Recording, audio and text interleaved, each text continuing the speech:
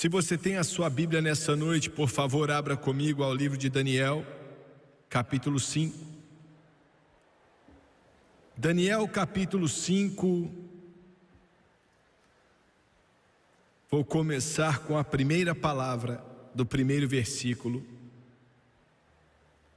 O grande profeta do Antigo Testamento, Daniel, diz assim na Bíblia: o rei Belsazar deu um grande banquete a 1000 dos seus senhores e bebeu vinho na presença dos 1000. Havendo Belsazar provado o vinho, mandou trazer os vasos de ouro e de prata que Nabucodonosor, seu pai, tinha tirado do templo que estava em Jerusalém, para que bebessem neles o rei, os seus príncipes e as suas mulheres e concubinas. Então trouxeram os vasos de ouro que foram tirados do templo da casa de Deus, que estava em Jerusalém, e beberam neles o rei, os seus príncipes e as suas mulheres e concubinas. Beberam vinho e deram louvores aos deuses de ouro, de prata, de bronze, de ferro, de madeira e de pedra.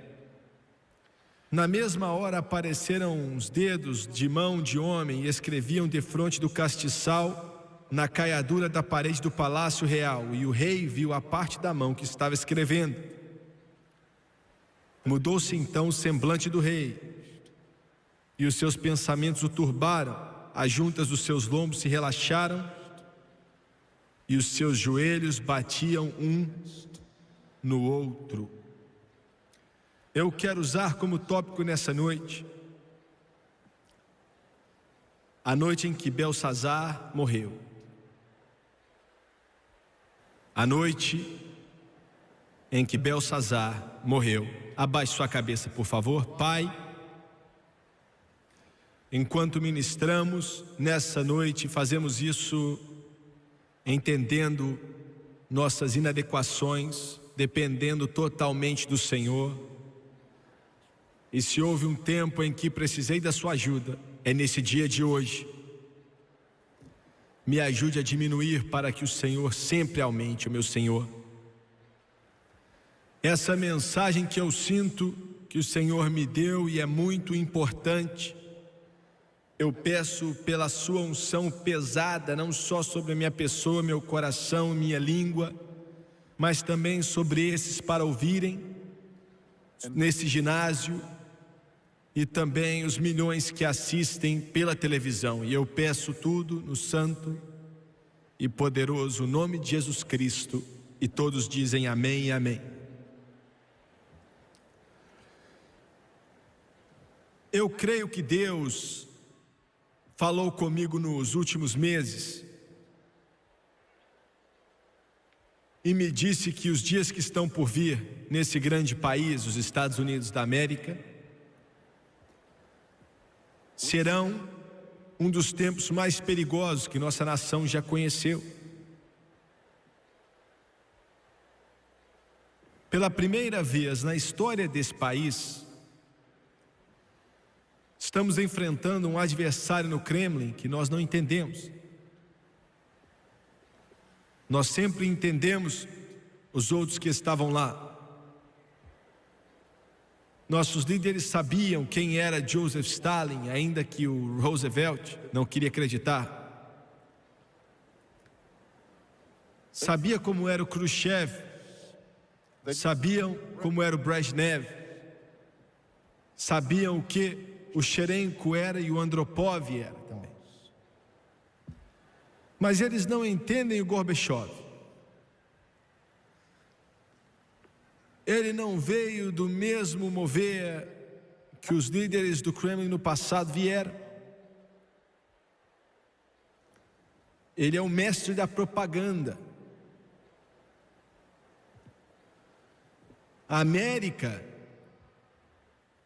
pouco mais de uma década atrás, experimentou uma palavra que nós ainda não conhecíamos, uma palavra em francês que se chama détente. Debaixo de détente, os russos foram crescendo cada vez mais e nós fomos ficando mais fracos. Mas o détente vai chegar no seu ponto principal daqui a alguns anos, se Jesus tardar, como nunca apareceu como antes. E vai se tornar a arma principal no arsenal russo, maior até mesmo que os poderosos mísseis e o seu armamento de tanques e todos os outros armamentos que eles têm. Détente, através de paz, através de elogios, através de bajulações, através daquilo que parecem ser concessões, mas são um pouco mais do que o erro, a América vai ser colocada para dormir. E vai ser os tempos mais perigosos que esse país já experimentou. Eu posso dizer mais sobre isso, mas não vou. Existe muita similaridade entre a Babilônia antiga e os Estados Unidos de hoje. A Babilônia era o mais rico, o mais poderoso, o mais forte, mais influente dos reinos do mundo naquela época, maior até qualquer outro reino que já existiu, por causa da sua grandeza e da sua influência. A Babilônia, Daniel chamava de cabeça de ouro.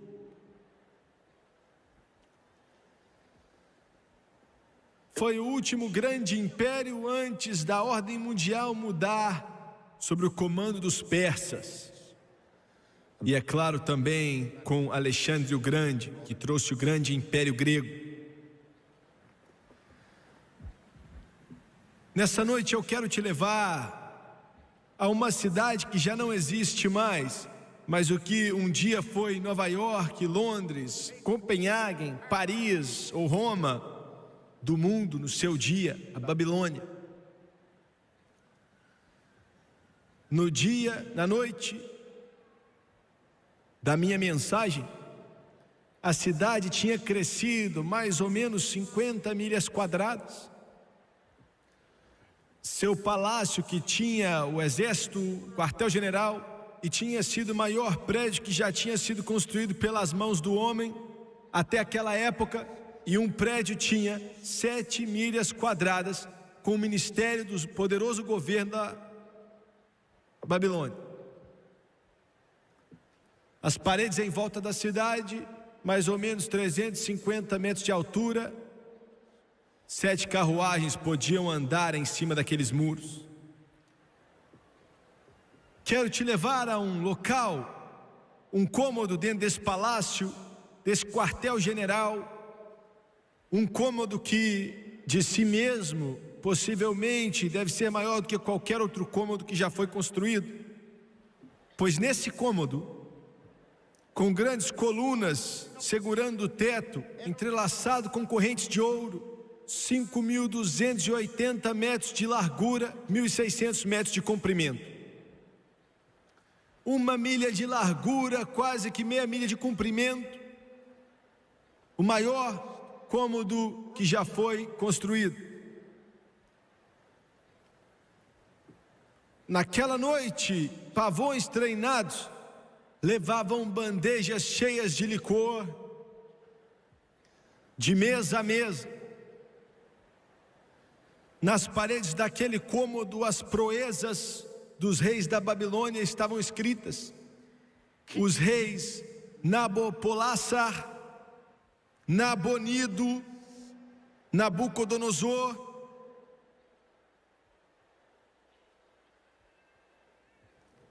Nessa noite aqui,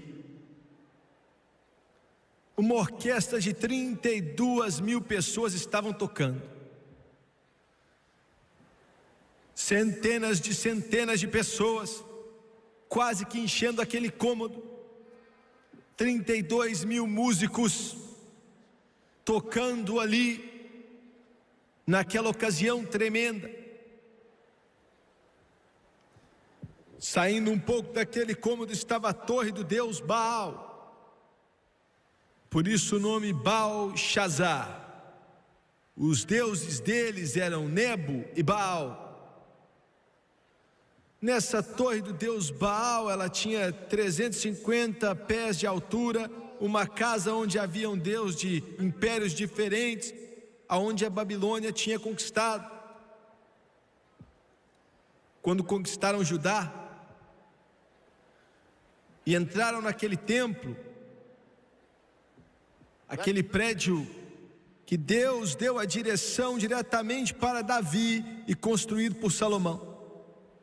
Não encontraram um Deus ou ídolos ali, não encontraram bezerros de ouro, não encontraram nenhuma pilastra sagrada, não encontraram nada que fosse um ser adorável, só encontraram um cômodo. E a tradição judaica nos diz que a Arca da Aliança tinha sido removida daquele cômodo quando eles já sabiam que os exércitos de Nabucodonosor estavam chegando.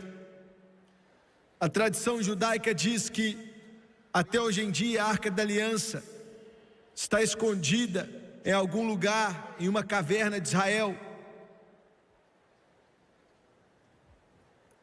E não sobrou nada senão utensílios feitos de ouro que tinham estado no santo lugar, e isso eles levaram.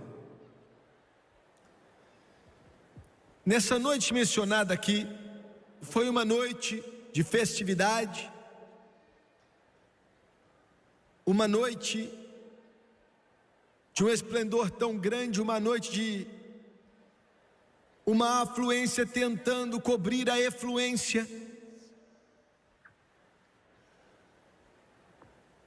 Belsazar era o rei. Na verdade, ele era o segundo comandante do seu pai, Nabopolassar. Seu pai tinha sido derrotado no campo de batalha. Belsazar estava no comando, mas sem problema algum. Belsazar ordenou que a cidade, que era a mais inconquistável da face da terra inteira.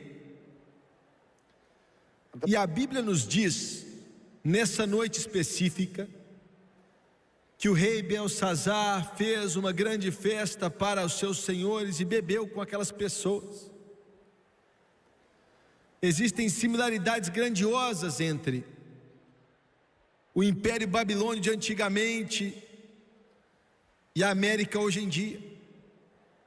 Os dois eram grandiosos, os dois eram ricos, os dois eram afluentes, os dois tinham uma influência no mundo inteiro, e ainda assim os dois estavam e estão correndo muito perigo.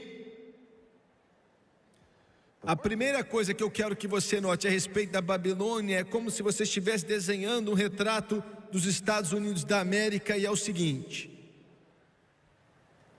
a Babilônia estava brincando.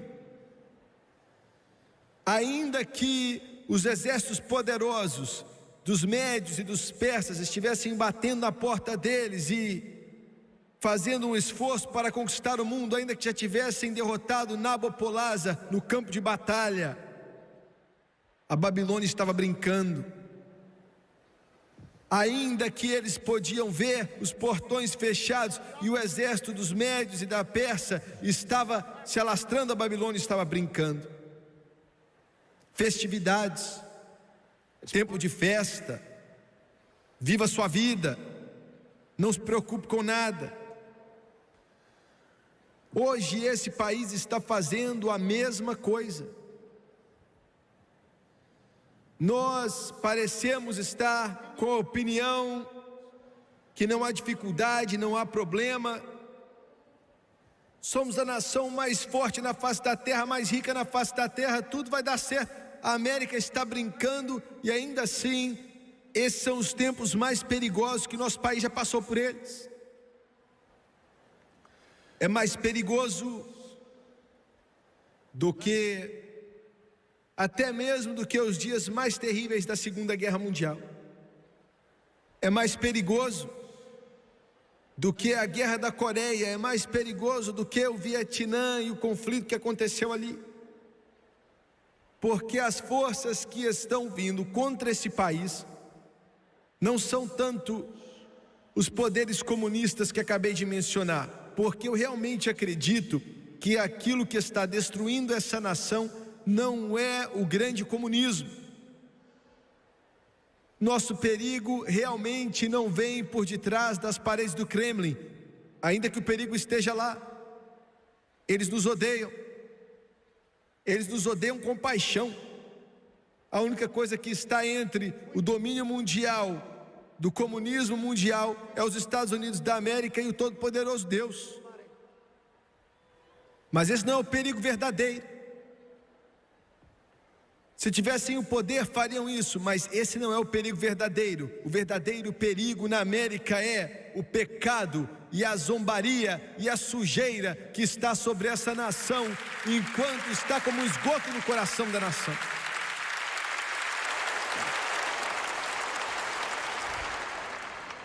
Nenhuma nação recebeu tanta luz e pecou contra essa luz como esse país pecou. Somente mais um, que era Israel, e Israel foi destruída. Mas estamos dormindo. Nossas igrejas não entendem, nossos pregadores não sabem, nosso governo não parece entender. Não há problema. É uma podridão moral dominando essa nação. Houve uma época nesse país que, se alguém mencionasse assassinar bebê no ventre das mães, haveria um protesto em toda a rua da nossa nação.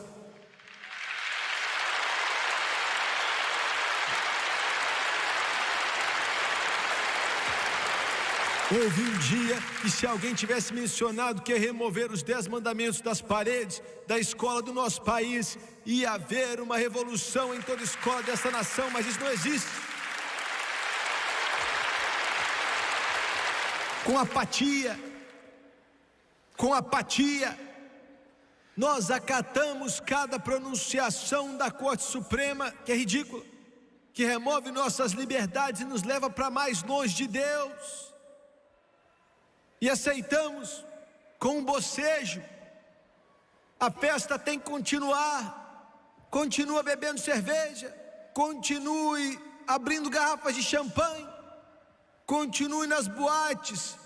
E nosso Deus já não é mais o Deus de Abraão, Isaac e Jacó, mas são as estrelas do rock dessa nação americana.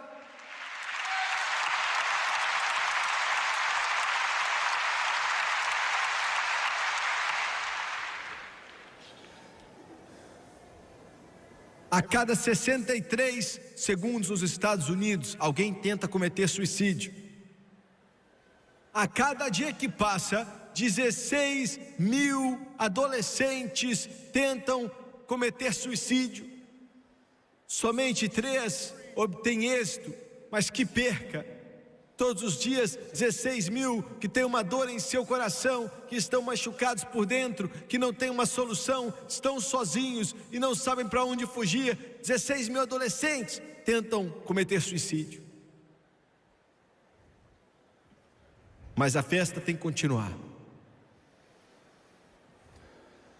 Comemos, bebemos, e nossa nação está perto de receber um julgamento, mais do que antes. A Babilônia estava brincando, a América está brincando. A Bíblia diz que Belsazar deu um grande banquete a 1000 de seus senhores e bebeu vinho na presença dos 1000. A Babilônia estava bêbada naquela noite, a América está bêbada. Você entende que nessa nação aqui hoje existem quase 30 milhões de alcoólatras? Você já viu imprimindo isso, que os jornais dizem que são 10 milhões, mas outro dia eu vi que pararam de contar há mais ou menos 20 anos atrás. Pararam. E fontes educativas dizem hoje que existem entre 20 e 30 milhões de bêbados, de alcoólatras nessa nação. E mais milhões que não foram contados nessa pesquisa que tem problemas com a bebida. A América está bêbada.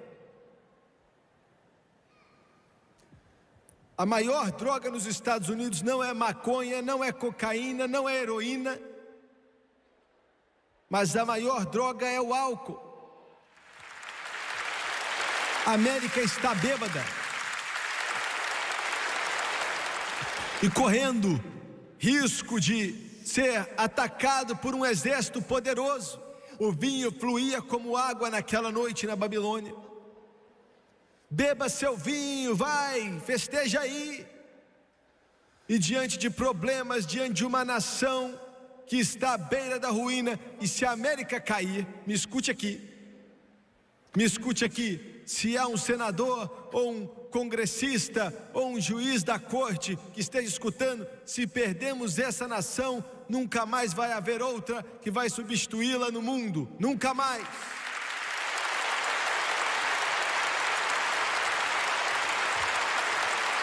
Estamos perdendo a nação, estamos perdendo essa nação, estamos perdendo essa nação. Nosso Deus passou a ser a educação, nossa deidade se tornou Harvard, Yale, Princeton, Columbia. Você ouviu bem? Aonde riem, zombam e fazem chacote, criticam a Bíblia, zombam da palavra de Deus.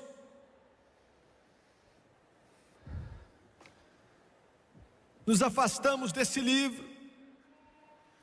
Os valores tradicionais que transformaram essa nação em algo grande. Eu quero te lembrar, você que me assiste pela TV, o que engrandeceu essa nação não foi nossas universidades, não foi Wall Street, não foi nem o Congresso ou o Senado, não foi a Casa Branca, mas o que engrandeceu essa nação foram homens e mulheres, milhões deles, que vão para a igreja domingo de manhã com uma Bíblia debaixo do braço, para adorar o Deus da glória e para dar sua fidelidade ao Senhor Jesus Cristo, o Rei dos reis e Senhor dos senhores. Essa é a flor, essa é a força, esse é o poder desta nação que chamamos de América.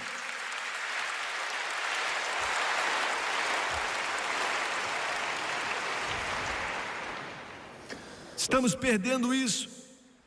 Eu vi enquanto perdíamos, eu vi. Comecei a dizer que eu estava sentado do outro lado da mesa do presidente dos Estados Unidos, mas eu me assentei 3 pessoas abaixo dele. Os homens que estavam naquela mesa, tentando encontrar palavras para entrar em uma lei, esperando que o Congresso passaria, dizendo: meninos e meninas poderiam mais uma vez orar em nossas escolas.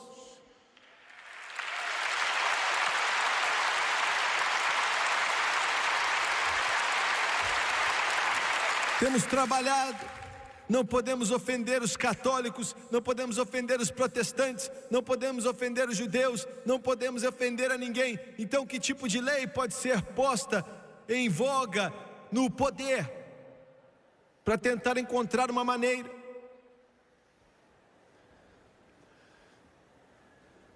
Um homem disse: vamos pedir 1 minuto de silêncio na escola, e ele agradeceu a Deus por aquilo e disse: chegamos longe demais para ficar calados sobre isso.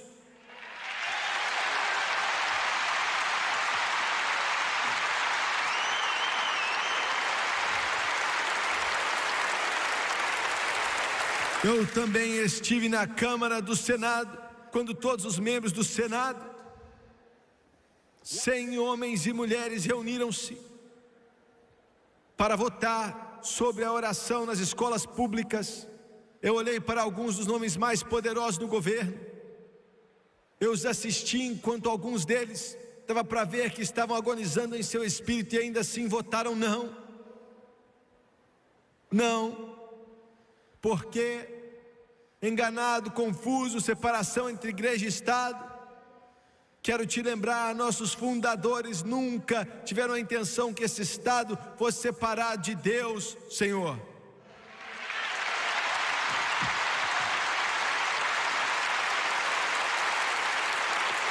Separação entre a igreja e o Estado, sim, mas nunca separação de Deus e do Estado. Deus é a fundação, Ele é o alicerce, é a intercessão, é a força desta república. E eu quero fazer outra declaração aqui. Congresso, você pode zombar, os juízes do Supremo Tribunal podem até se assustar, mas eu vou dizer assim mesmo: o cristianismo é a adoração desta nação da América, o culto do Senhor Jesus Cristo.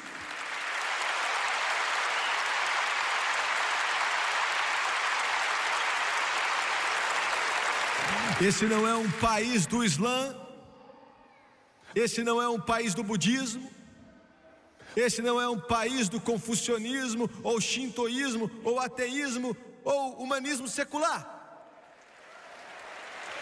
Mas é um país, uma nação sob Deus, glória a Deus, que adora o Senhor Jesus Cristo. O cristianismo, o cristianismo, cristianismo, cristianismo, cristianismo, cristianismo. Seguidores de Jesus Cristo. E é por causa disso que isso por si só tem proporcionado o maior grau de liberdade que qualquer nação já conheceu. Liberdade para os muçulmanos adorarem a Maomé se quiserem. Liberdade para os budistas adorarem a Buda se quiserem. Liberdade para ateus negarem a Deus se quiserem. Mas essa liberdade é garantida, abrigada por essa Bíblia e pelo cristianismo.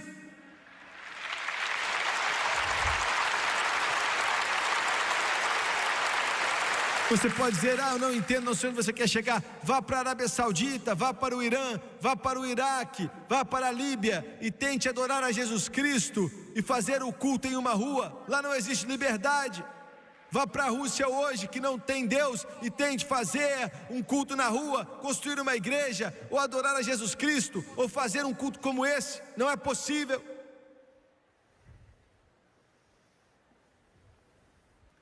Eu disse a um repórter outro dia: essa nação tem as maiores liberdades que você pode subir em uma caixinha e falar o que você quiser, sendo bom, ruim, estúpido ou o que for. E essa liberdade é garantida pelo cristianismo. Você entendeu bem? Eu vou dizer de uma forma diferente: se você perder o cristianismo, você vai perder essas liberdades. Se você perder o cristianismo, você perde essas liberdades. A adoração a Jesus Cristo garante essas liberdades.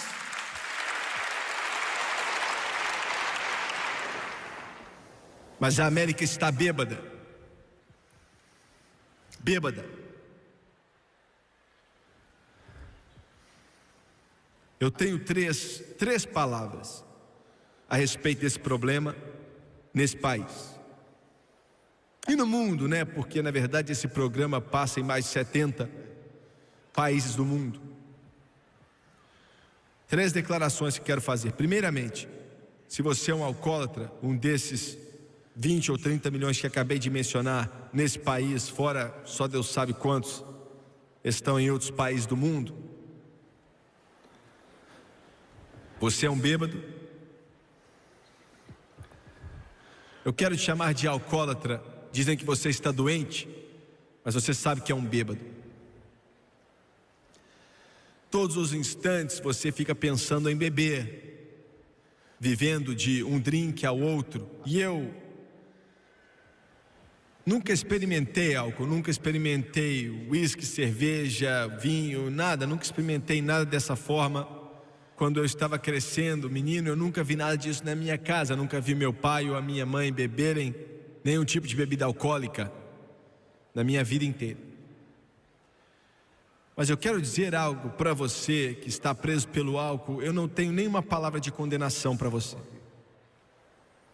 Isso pode soar estranho vindo desse pregador. Você pode estar sentado aí nesse quarto de hotel, talvez na sua casa, e você já bebeu todo o seu dinheiro. Sua família está passando pelo inferno, você mesmo está vivendo no inferno, sentado aí, tudo é um desperdício, está escuro, você está com medo, tremendo. Talvez você tenha uma garrafa de cerveja na mão, talvez você tenha uma taça de uísque na sua mão agora. não tenho uma palavra de condenação para você. Eu não venho bater na cabeça dessas pessoas que estão nessa situação. Não te considero alguém menor, ou não tenho uma palavra para falar nada de ruim de você. Mas eu te digo, se você está cansado desse cheiro, dessa sujeira, dessa podridão das trevas, se você está cansado do inferno, do desperdício, da solidão e de toda essa dor, existe uma saída. Jesus está pronto para quebrar as correntes, para libertar da prisão, para te libertar. Em um momento o poder dele pode fazer isso. Em um instante ele pode quebrar essa corrente. Não, você não está doente, é o pecado, e você precisa resolver esse problema. Você só pode resolvê-lo na cruz, aonde a mancha de sangue que veio do corpo do nosso Salvador, do Filho de Deus, e ele pode te libertar. Venham, pecadores, perdidos e sem esperança, o sangue de Jesus pode te libertar, pois ele salvou o pior de vocês, quando ele salvou o pecador como eu. Sim, eu sei, o sangue de Jesus pode libertar o pior do pecador. Sim, eu sei, o sangue de Jesus liberta o pior do pecador. Minha segunda palavra para vocês que são cristãos: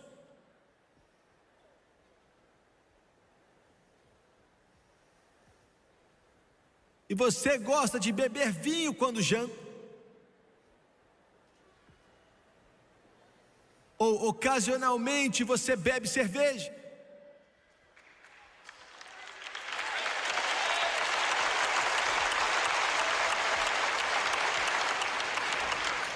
quero te lembrar, em caso de você ter esquecido, que o álcool já acabou com mais lares, assassinou mais seres humanos, acabou com mais vidas, colocou mais crianças para passar fome, começou mais guerras, atrapalhou várias carreiras, atrapalhou vários casamentos, já trouxe mais crimes, já enviou mais almas para o inferno, ou atrapalhou mais vidas do que qualquer outro fator na face da terra. E quando um cristão toma um só gole, ele está votando a favor de todos os lares que foram quebrados, as vidas destruídas, os sonhos quebrados. Ele está se declarando ser a favor de todo o inferno e todo o terror que o alcoolismo causou pelos séculos. Quando você toma um gole, você está dizendo que é a favor de tudo aquilo que o álcool representa no mundo, tudo aquilo que o álcool representa através do diabo e através do inferno.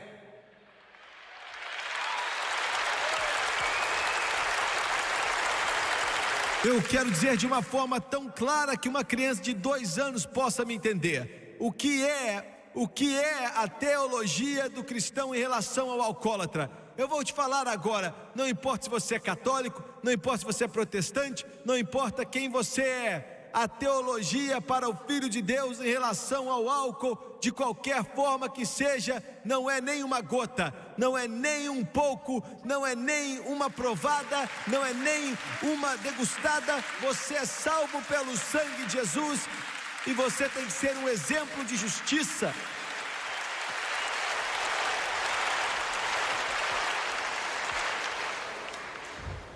Ah, você está pegando pesado, pregador. Não estou pegando pesado o suficiente.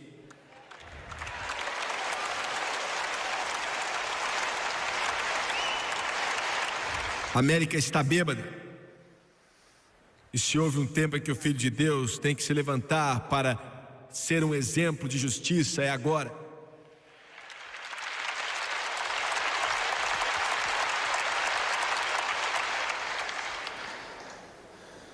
Quando o assunto, minha terceira palavra, é para pregadores.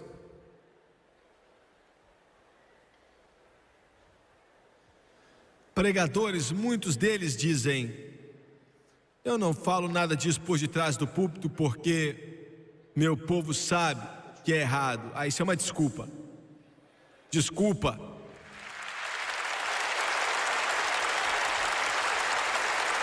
Vamos ser sinceros, você está tentando defender os seus santos que bebem.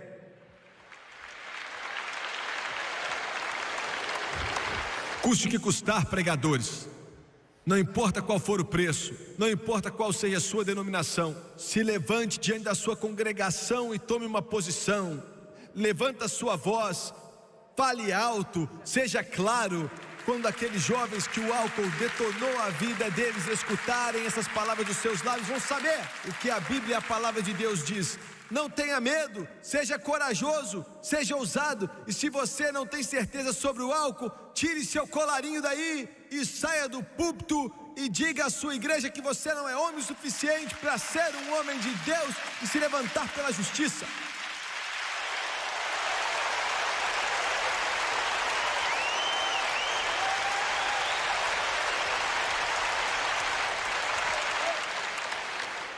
A Bíblia diz em Provérbios 21, o 20, é escarnecedora, a bebida forte, alvoroçadora, e todo aquele que neles errar nunca será sábio. A Bíblia diz: para quem são os ais, para quem os pesares, para quem as pelejas, para quem as queixas, para quem as feridas sem causa, e para quem os olhos vermelhos, para os que se demoram perto do vinho, para os que andam buscando vinho misturado. Não olhes para o vinho quando se mostra vermelho, quando resplandece no copo e se escoa suavemente, no fim picará como a cobra e como o basilisco morderá. Você olha para mim e diz: não vem com essa, pregador, porque Jesus transformou a água em vinho. Então vá até o seu esgoto e pegue ali um copo de água, ora por aquilo, e quando se transformar em vinho, beba-o.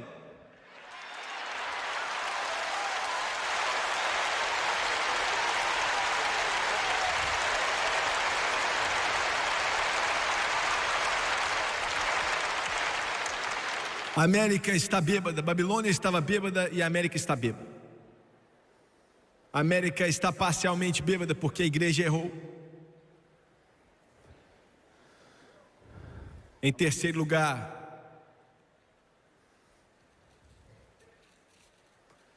a Bíblia diz que Beltsazar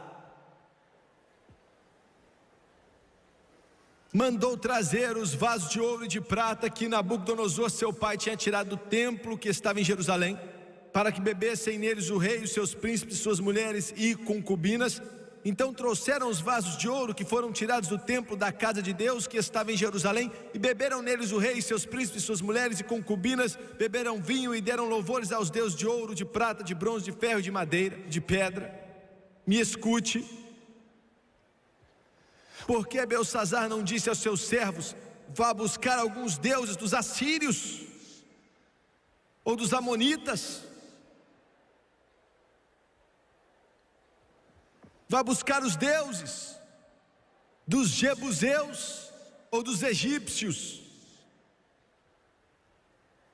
Vá buscar o deus Ra, ou Moloque, ou Baal. Não, ele não pediu por isso.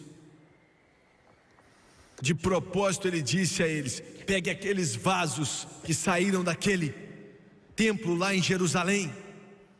Por quê? Porque no coração do homem, toda essa tolice, tudo isso que eles adoram, até os comunistas que dizem que não existe Deus, de vez em quando eles dizem que se Deus permitir. Até mesmo os humanistas seculares dizem que não existe Deus, diz que o homem é Deus. É um disfarce, é uma farsa, é uma fachada. Lá no fundo eles sabem que existe um Deus. Eles sabem que existe um Deus. Beltsazar adorava o deus Baal. Beltsazar adorava o deus Nebo. Mas dentro dele ele sabia que o Deus dos israelitas era Deus. Ele blasfemou de propósito. Blasfemou. A América nessa noite está blasfemando. As igrejas têm falhado, não todas. Não, existem algumas igrejas, pastores que são de Deus, mas não temos suficiente. Escute aqui. Em uma pesquisa feita há pouco tempo atrás, quase 50% de todos os conselheiros pastorais dizem que sexo fora do casamento não é moralmente errado, apesar de ensinamentos de longas datas contra tais praticadas entre as religiões tradicionais.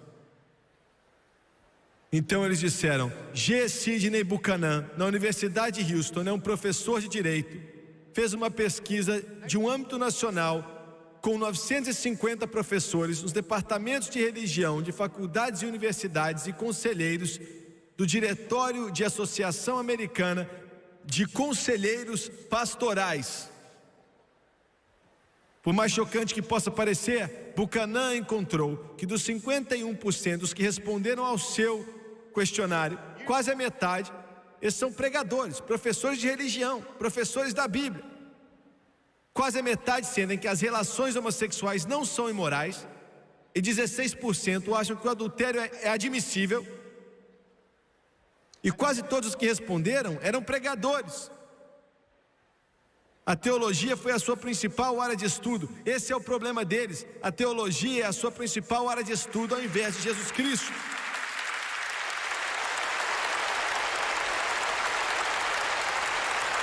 O Buchanan também comentou que, obviamente, é uma reação mais liberal do que é refletida nos pronunciamentos oficiais das principais denominações religiosas. E dos números quase iguais de conselheiros e professores que responderam ao questionário, suas afiliações religiosas são categorizadas como as seguintes. Escute: católicos romanos 18%, metodistas 15%, batistas 13%, presbiterianos 11%, igrejas de Cristo 9%, luteranos 8% e 5% episcopais. Deus me falou: você pode dizer, sou um cristão, mas não quer dizer nada hoje em dia. Vou à igreja, não quer dizer nada hoje em dia. É melhor você começar a avaliar o lugar aonde você vai na igreja, o que está sendo ensinado por detrás daquele púlpito.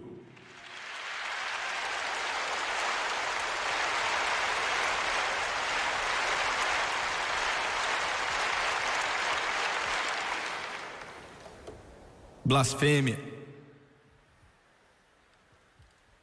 Me assentei em uma plataforma de uma grande universidade, debatendo um cientista médico, o governador de um estado, e graças a Deus o Jim Watt, ex-secretário do interior, estava comigo. E o cientista médico disse, defendendo o aborto, ele tinha escrito não sei quantos livros defendendo isso. Eu disse: olha, você está atrasado. Um livro já foi escrito sobre isso. Diz: não matarás.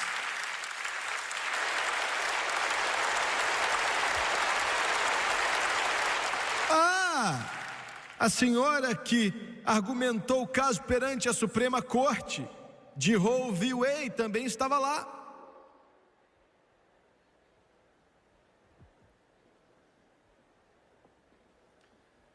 E o argumento dela é esse: é impressionante como homens e mulheres querem justificar as suas atitudes pecaminosas. Ela disse: as populações do mundo estão explodindo e nós temos que encontrar alguma maneira de reduzir os nascimentos. E temos que instituir um controle de natalidade. Eu disse: acho que assassinato é a maneira então. Mas escute, esse argumento é tão estúpido. Eu vou te falar por quê. As nações do mundo, para que possamos olhar e dizer: estão nascendo muita gente ali. As pessoas não são o problema. Os bebês não são o problema. O problema da nação é o pecado, e do mundo também.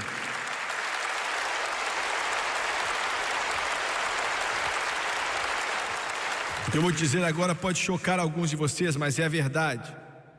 O moderador que estava ao meu lado, ele não gosta de mim, mas tinha acabado de escrever sobre esse assunto e ele ficou até branco, pois sabia que eu estava falando a verdade. Se a tendência atual a respeito do aborto continuar no mundo, e se Jesus tardar, e se nossas nações no mundo não cometerem algum tipo de suicídio, a aparência do mundo daqui a 100 anos você não vai conseguir reconhecer. Literalmente vamos nos assassinar. A população e seu crescimento nos Estados Unidos de agora é quase que zero. Na Alemanha Ocidental, o crescimento populacional é negativo. Eles dizem que na Alemanha Ocidental, se a tendência continuar, daqui a 100 anos não haverá Alemanha Ocidental.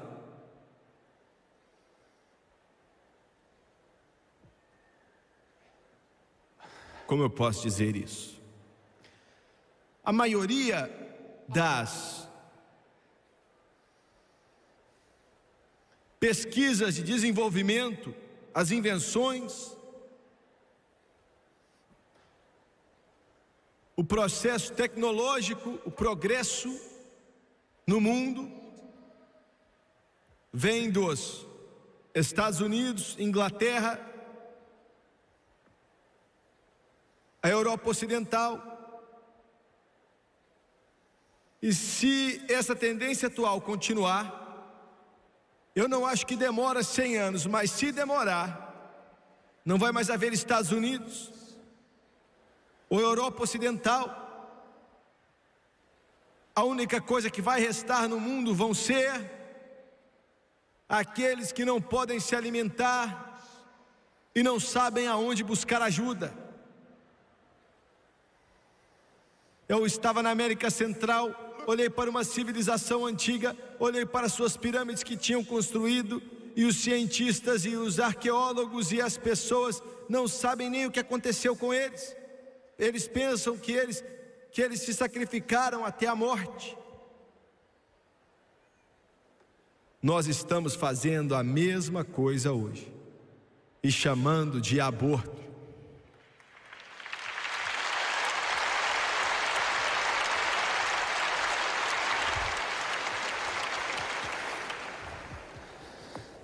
O que eu disse é difícil dizer, é difícil demais. Mas quando você vai contra este livro, não há mais nada senão morte. A América, como a Babilônia, está blasfemando. E por último, a Babilônia estava adorando falsos deuses, a América está adorando falsos deuses. O humanismo secular, dinheiro, ouro, prata, esportes. Essas são nossas divindades, entretenimento, prazer. Recebemos essa carta. Uma senhora que escreveu diz assim: em agosto de 1981, a mais ou menos 6:30 da tarde, ela diz: eu acordei no sofá, a reverberação estridente de um aparelho de som monstruoso que tinha tocado a noite inteira, enquanto eu e outros tínhamos nos envenenado com drogas, com maconha, álcool e outras coisas. Ela escreveu: a morte para mim naquele momento ia parecer um alívio da agonia e da tristeza que eu sentia. Eu acendi um cigarro e tentei me focalizar no que estava à minha volta. Lixo, tocos de cigarro, sacos de drogas, agulhas e álbuns foram amarrados com roupas até o meu tornozelo no chão. Cheguei para tentar começar a beber uma garrafa que estava do meu lado, quando vi que a televisão estava ligada. Dolorosamente, ela continuou dizendo, me levantei e fui até o rádio para desligá-lo e fui aumentar o volume da TV. 2 ou 3 comerciais começaram a passar, e então começaram a passar o seu programa. Eu quase desliguei, mas algo disse: assista. Por isso, a contragosto, continuei assistindo. Ninguém podia me ver para zombar da minha cara. E ela disse: eu não me lembro o título da mensagem, mas eu lembro de ficar ali sentada, paralisada até o fim, muito tocada. Eu estava chorando, em uma batalha comigo mesmo e com o diabo, se eu transformaria ou não a frente daquela televisão em um altar. Olhei para a minha vida. Eu tinha acabado de perder o emprego. Eu estava trabalhando em uma posição que quem me pagava era um dinheiro ilegal. Era apenas uma fachada para vender todo tipo de droga. Era onde os traficantes locais faziam lavagem de dinheiro. Por 1 hora depois que você terminou, fiquei sentada ali parada. Até então, declarei para mim mesmo que sozinho eu não ia conseguir. Eu tinha que olhar para alguém maior do que eu. Em 1982, depois de vários amigos mortos, e conhecidos também, algumas libras de drogas de todos os tipos já tinham sido usadas. Uma oportunidade excelente de trabalho apareceu em meio a esperanças esmagadas. Ajoelhei-me na casa de um amigo e aceitei a Jesus. Fiz essa oração na casa do pai do meu amigo e descobri que Jesus sempre esteve lá. Curiosamente, esse amigo era o meu traficante. Mas ele foi salvo, recebeu Jesus e me levou à salvação também. A mãe do meu amigo também estava salva através do seu programa. Seus 2 pais tinham aceitado ao Senhor. E um dos melhores dias da minha vida foi quando vocês me enviaram aquele livro, há um nome escrito na glória.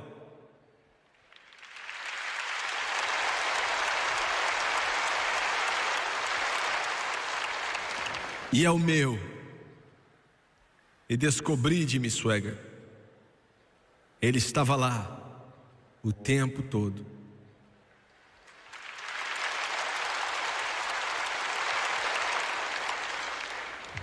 Naquela noite que Belsazar morreu,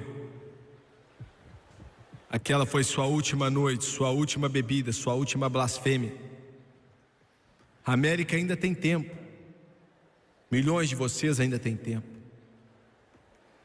Não importa quão profundo, quão pecador, quão perverso, Jesus está aqui. Ele está lá e Ele está pronto quando você estiver pronto. Abaixe sua cabeça, por favor.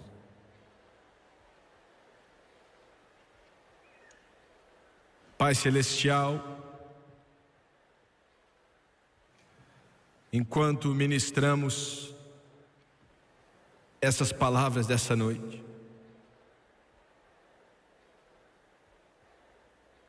quantos estão assistindo, quantos que estão aqui estão perdidos, estão se desviando, estão fugindo, mas o Espírito Santo está dizendo a eles agora: volte para casa. Eles sabem que existe um Deus, o mundo inteiro sabe que existe um Deus, e um dia vamos responder a Ele. Estou pedindo que Deus, o Espírito Santo, se mova sobre toda pessoa desse lugar, sobre milhões de milhões que assistem pela televisão. Traga-os a Jesus Cristo. Fala com o coração deles, ó Deus. De cabeça baixa e olhos fechados, eu preciso de milhares de crentes cheios do Espírito Santo aqui hoje. Preciso que você creia em Deus comigo, que uma poderosa convicção venha sobre esse lugar. Escute aqui, meu irmão, estamos próximos do fim. Me escute, estamos próximos do fim. O fim está para ser escrito. O mundo está se pondo e não está para nascer de novo nesse mundo antigo. O Armagedon não está distante. O espírito do anticristo já está aqui. O Senhor está dizendo ao seu povo: se prepare, ande rápido, entre na arca. O céu está escurecendo, o dia do julgamento está chegando.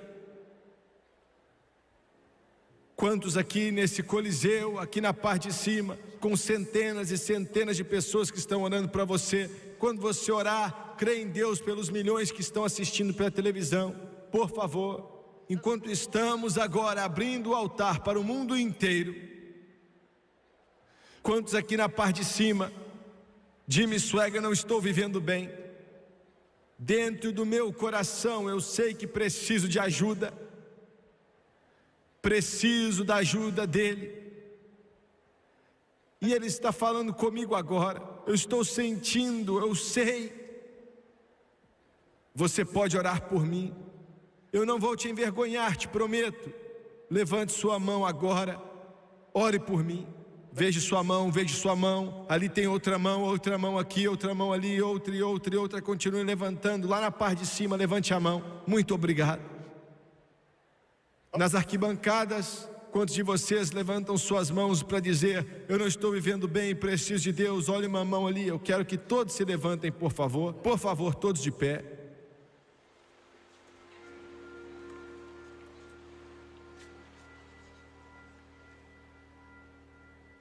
O trio vai cantar. Enquanto cantam, eu quero pedir a todas as pessoas nesse coliseu que levantaram as mãos, eu quero que você venha desde lá de cima, eu quero que você venha lá de trás, dos lados, da frente, aqui da área principal. Eu quero, pais, tragam suas crianças que não estão salvas, e crianças tragam seus pais que não são salvos. Esposas tragam seus esposos que não são salvos. Esposos tragam suas esposas. Cristãos tragam seus amigos que não são salvos. Eu quero que você desça até aqui com eles, desses corredores. Venha, traga-os agora. Não temos muito tempo. O relógio já está apontando para meia-noite. É quase o fim. É quase o fim, América. É quase o fim. Enquanto eles cantam, eu quero que você venha agora. I wander far away from God. Now I'm coming home. The price of sin. Come on, that's it. Come on. Jesus, I'm coming home. Lord, I'm coming home. He's calling you, he's speaking to you. Sing it, Mama, sing it. I'm coming home. Coming home. Never again to roam.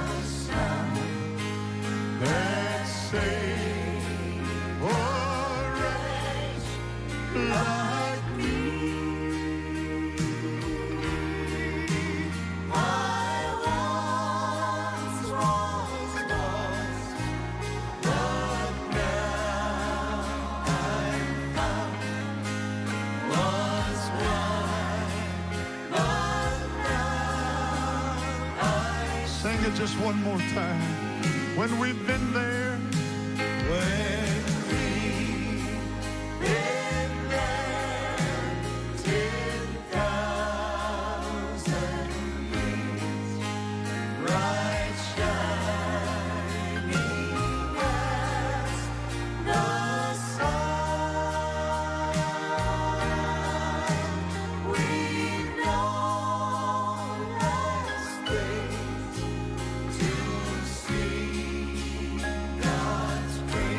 Sing it, everybody. And when we first begun, just one more time, amazing grace, how sweet that sound.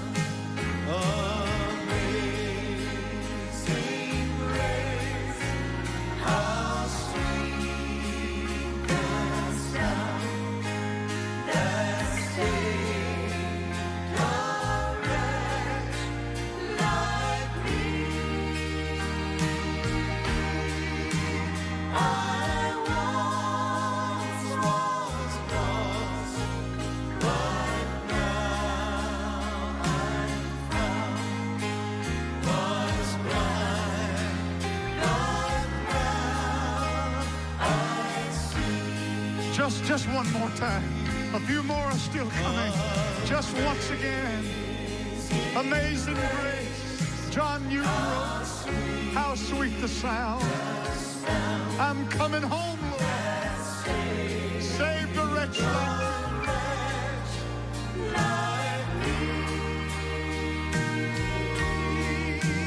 I once was lost, but now I'm found. Was blind, but now I see. Eu quero que você olhe para o irmão Suega por um instante, por favor. Vocês pela televisão, olhem para mim rapidamente. Eu creio que Deus falou ao meu coração. Eu creio que Deus falou comigo e disse que se você se arrepender, não é uma mensagem nova, é a mesma que João Batista pregou, a mesma que Jesus pregou. Se arrependa, pois é chegado o reino dos céus. Deus me mandou te dizer que se você se arrepender, o que quer dizer arrepender? Quer dizer dar a volta, virar as costas para aquilo que é do mal e virar a sua face para Deus. É o que quer dizer. Ele diz: não importa quem você é, onde você esteve, o que você fez, vou te lavar. Ainda que seus pecados sejam vermelhos como a escarlata, ainda que eles sejam vermelhos como o carmesim, vão ser brancos como a lã. Nessa noite você veio não para uma religião, não para uma teoria, não para um dogma, não para uma doutrina, mas você veio para uma pessoa. Não é o Jimmy Swaggart, esses aqui ou aqueles lá, mas veio para Jesus Cristo, o Rei dos Reis e Senhor dos Senhores.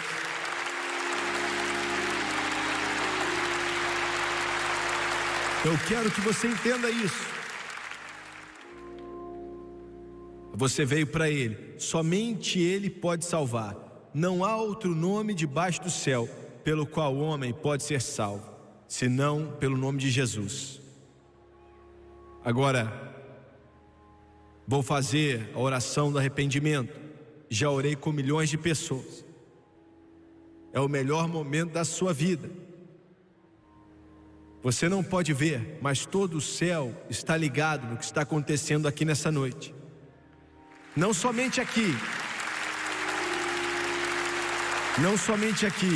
na grande e bela cidade de Minneapolis e São Paulo, mas no Caribe, no Canadá, na América Central, América do Sul, Europa, Ásia, África, em toda a ilha do oceano, aonde passamos com esse programa. O céu está ligado. Deus está se preparando para escrever alguns nomes no livro da vida do Cordeiro.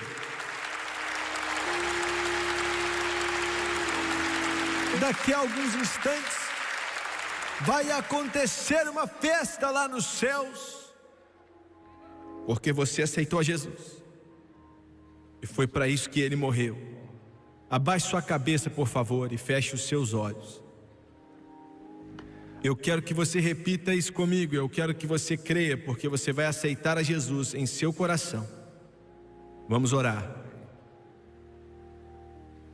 Querido Deus do céu, perdoe os meus pecados.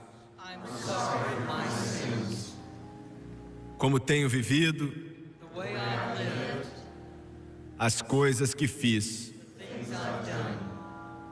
pela rejeição, a rebelião e a desobediência. Perdoa-me, limpa-me e lava-me com o teu sangue precioso de toda injustiça.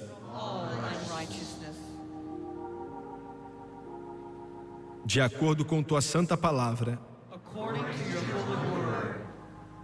Romanos capítulo 10, versículos 9 e 10. Com a minha boca eu confesso Jesus Cristo como Senhor da minha vida. Em meu coração eu acredito, sim, pela primeira vez, eu acredito que Deus ressuscitou a Jesus dentre os mortos e Ele vive.